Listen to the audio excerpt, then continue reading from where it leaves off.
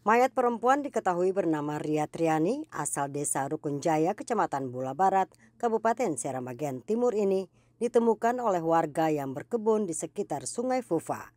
Jasad wanita berusia 15 tahun itu ditemukan dalam keadaan tergeletak di atas batang pohon di tengah sungai.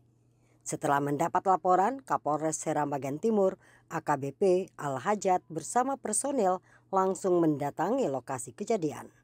Berdasarkan keterangan resmi Polres Seram bagian Timur, sosok mayat tersebut merupakan seorang pelajar madrasah sanawiyah di desa tetangga, yakni Jembatan Basa, Kecamatan Bula Barat. Sebelumnya, almarhumah pamit kepada orang tuanya pada Sabtu kemarin untuk mengikuti les di sekolah. Namun hingga malam hari tidak pulang.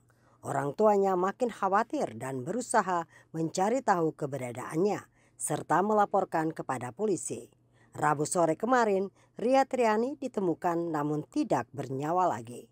Diperkirakan telah meninggal dunia sejak 4 hari lalu. Jasadnya kemudian dibawa ke RSUD Bula untuk divisum luar. Sementara untuk otopsi, pihak keluarga tidak bersedia. Dari Bula, Seram bagian Timur, kontributor TVRI Mansur Boinau melaporkan.